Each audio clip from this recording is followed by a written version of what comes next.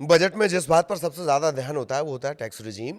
और पिछली बार जो न्यू टैक्स रिजीम में आमूल चूल परिवर्तन किए गए थे उसके बाद से वो फेवरेट बन चुकी है। इससे जुड़े आंकड़े भी आपको बताएंगे। लेकिन खबर तो ये भी आ रही है कि न्यू टैक्स रिजीम को वित्त मंत्री क्या और आकर्षक बना देंगी, और अगर वो इसे और आकर्षक बना देती हैं तो फिर ओल्ड टैक्स रिजीम का क्या होगा।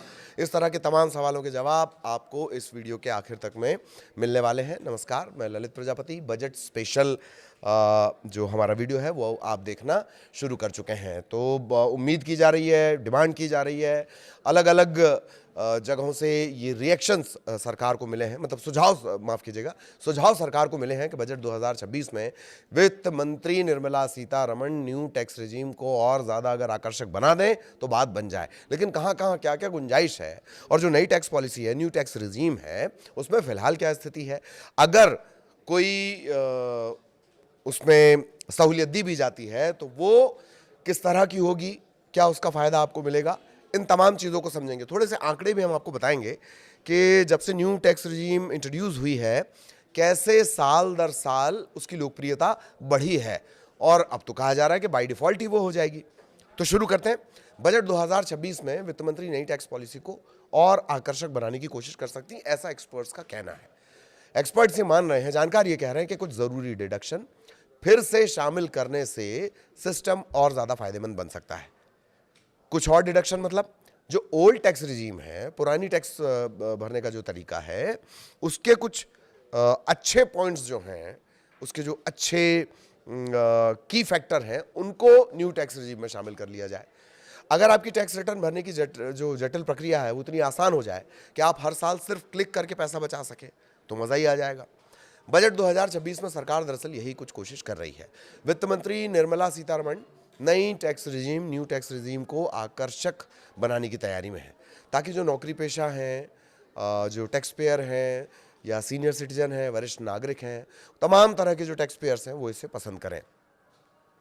नई टैक्स रिजीम अब सिर्फ सुविधा ही नहीं बल्कि कई लोगों के लिए पसंदीदा ऑप्शन भी बन चुकी है। पिछले साल के बजट में टैक्स स्लैब बढ़ाए गए थे और जो रियायतें मिली, जिससे ये आसान और फ़ायदेमंद दिखने लगी है। अब सवाल यही है कि अगले बजट में इसे और कैसे बेहतर किया जाए। फिलहाल जो नई टैक्स स्कीम है उसमें कोई ज़रूरी डिडक्शन नहीं है। एक्सपर्ट्स के मुताबिक नई टैक्स रिजीम में सबसे बड़ी कमी यह है कि पुराने टैक्स रिजीम में मौजूद कुछ ज़रूरी डिडक्शन उसमें नहीं है। अभी क्या मिलता है? अभी सिर्फ एक मिलता है स्टैंडर्ड डिडक्शन।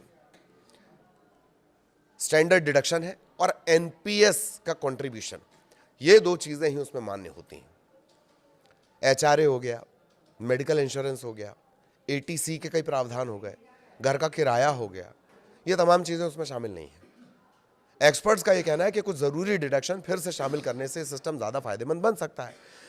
इसके अलावा कहा यह भी जा रहा है कि जो स्टैंडर्ड डिडक्शन है, जो अभी 1275 तक पहुंचता है, 12,75,000 तक पहुंचता है स्टैंडर्ड डिडक्शन के साथ, तो उसे ही बढ़ा दिया जाए। स्टैंडर्ड डिडक्शन बढ़ाने भी एक विकल्प हो सकता है। महंगाई और जो लिविंग कॉस्ट है वो बढ़ रहा है, इसके चलते नौकरी पेशा जो टैक्स पेयर है उन्हें राहत मिल सकती है। अब उदाहरण के लिए 1 से सवा लाख रुपए तक स्टैंडर्ड डिडक्शन बढ़ाने का सुझाव दिया जा रहा है। मतलब जो 12 लाख की जो लिमिट थी वो 13-14 लाख के करीब करीब जा सकती है। इससे बहुत बचत होती है। इसके अलावा एजुकेशन और होम लोन से जुड़े डिडक्शन भी इसमें नई स्कीम में शामिल किए जा सकते हैं, क्योंकि ये डेटा पहले से ही बैंक और एम्प्लॉयर के पास मौजूद होता है। अब एक जो राहत कही जा रही है बुजुर्गों के लिए कही जा रही है कि बुजुर्गों को भी राहत मिल सकती है। इस बार किस तरह की राहत मिलेगी? वरिष्ठ नागरिकों के लिए भी नई टैक्स स्कीम अभी उतनी आकर्षक नहीं हो रही है। उन्हें स्वास्थ्य और इंश्योरेंस खर्चों पर राहत की ज़रूरत होती है। एक्सपर्ट्स का ये कहना है कि बुजुर्गों के लिए जो स्लैब लिमिट है वो बढ़ाने से और मेडिकल खर्चों को शामिल करने से नई स्कीम और ज़्यादा फायदेमंद बनेगी। लोग धीरे धीरे उसकी तरफ और ज़्यादा आकर्षित होंगे। धीरे धीरे जो न्यू टैक्स रिजीम है वही डिफ़ॉल्ट बन जाएगी। कुछ एक्सपर्ट्स का ये भी मानना है कि बजट 2026 में अगर बड़े बदलाव नहीं होंगे, वो ये कह रहे हैं क्योंकि पिछले साल ही बड़े रिफॉर्म हुए हैं, फोकस टैक्स सिस्टम को आसान, भरोसेमंद और कम झगड़ों वाला बनाने पर हो सकता है। मतलब उनका कहना है कुछ एक्सपर्ट्स का कि नहीं, रेजीम वगैरह में कोई तब्दीली नहीं आएगी, छूट में कोई तब्दीली नहीं आएगी, सिस्टम को थोड़ा और फ्लेक्सिबल किया जाएगा, सिस्टम को थोड़ा और सरल किया जाएगा। पुराना जो रेजीम है वो पूरी तरह खत्म नहीं होगा, लेकिन धीरे धीरे नया रेजीम में डिफ़ॉल्ट बन जाएगा। सरकार का मकसद सादा और बिना ज़्यादा पेपर वर्क वाला एक टैक्स सिस्टम बनाना है, ताकि लोग आसानी से टैक्स भरें और ज़्यादा पैसे जेब में रहें। और ये सरकार क्यों चाहती है? हमने एक आंकड़ा आपको बताया था, करीब करीब 10 करोड़ टैक्स पेयर्स हैं, कुल आबादी 140 करोड़ है। उस हिसाब से देखा जाए तो जो टैक्स पेयर पड़ते हैं वो 6-7% के आसपास आता है वो आंकड़ा। ये जो 6-7%, अच्छा अमेरिका का सिस्टम आप देख लीजिए, वहां की कुल आबादी का 60% टैक्स पे करता है। और ऐसा नहीं है कि कमाई नहीं हो रही, टैक्स के स्लैब में नहीं आ रहे हैं लोग, या तो जानकारी नहीं है और या जरूरत से ज्यादा जानकारी है कि इधर उधर से घुमा के पैसे बचाए जा रहे हैं। तो सरकार उन पर नजर रख रही है। अब थोड़ा सा न्यू टैक्स रिजीम से जुड़े आंकड़े भी देख लेते हैं। वित्त वर्ष यानी जो असेसमेंट ईयर होता है, फाइनेंशियल ईयर नहीं, असेसमेंट ईयर 2024-25 के लिए जो दाखिल किए गए कुल 7 करोड़ 28 लाख आयकर रिटर्न है, आईटीआर है। उनमें से 5 करोड़ 27 लाख, जो लगभग 72% होता है टैक्स पेयर्स का, करदाताओं का, उन्होंने न्यू टैक्स रिजीम का चुनाव किया है, जबकि 2 करोड़ के करीब ने पुरानी रिजीम चुनी है। ये आंकड़े बताते हैं कि न्यू रिजीम की जो लोकप्रियता है वो तेजी से बढ़ रही है। और अब ये डिफॉल्ट विकल्प भी है, यानी अगर टैक्स पेयर ओल्ड रिजीम नहीं चुनेगा तो बाय डिफॉल्ट उसका जो आईटीआर कैलकुलेशन होगा वो न्यू रिजीम के हिसाब से होगा। अब बात निकली है तो फटाफट नई आयकर व्यवस्था पुरानी से कैसे अलग है इसको भी समझ ही लेते हैं। बजट 2025 में नए आयकर व्यवस्था के तहत सेक्शन 87A के अंतर्गत रिबेट की लिमिट बढ़ाई गई है, 87A के अंतर्गत। इसके चलते 12 लाख रुपए तक की सालाना जो टैक्सेबल इनकम है, अब प्रभावी रूप से उस पर कोई टैक्स नहीं है। पुरानी आयकर व्यवस्था में जो सीमा थी वो अभी भी 5 लाख तक की है। अच्छा, रिबेट का मतलब है कि एक लिमिट तक टैक्स माफ कर दिया जाना। इसके अलावा वेतनभोगी और पेंशनभोगी कर्मचारियों के लिए नई आयकर व्यवस्था में स्टैंडर्ड डिडक्शन की जो लिमिट है वो 75,000 रुपए है। इसके साथ टैक्स पेयर की 12,75,000 रुपए तक की जो कुल सालाना आय है वो टैक्स फ्री हो जाती है। पुरानी आयकर व्यवस्था में स्टैंडर्ड डिडक्शन की जो लिमिट है वो अभी भी केवल 50,000 रुपए है, और इसके साथ ही 5,50,000 रुपए तक की जो कुल सालाना आय है वो भी टैक्स फ्री हो सकती है। ये हमने एक मोटा मोटी कंपैरिजन भी कर लिया पुराने और उसमें।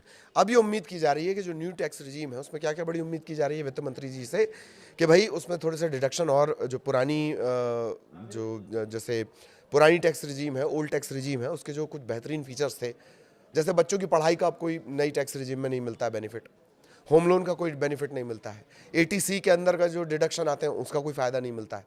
फायदा सिर्फ 2 चीज़ों का मिल रहा है कि एक तो रिबेट मिल जा रहा है और दूसरा जो एनपीएस है उसका फायदा मिल रहा है। इंश्योरेंस कई लोगों के लिए बड़ा जरूरी हो जाता है, बुजुर्गों के लिए इंश्योरेंस, मेडिकल के जो खर्चे हैं वो लगातार बढ़ रहे हैं। तो अगर पुरानी जो टैक्स रिजीम है उसके कुछ अच्छे फीचर्स को न्यू टैक्स रिजीम में एड ऑन कर लिया जाए तो जो 72% का आंकड़ा वो और ज्यादा बढ़ेगा। और ऐसा नहीं है कि सिर्फ आंकड़ा बढ़ेगा, नए टैक्स पेयर भी जुड़ेंगे, ये भी जानकारों का कहना है।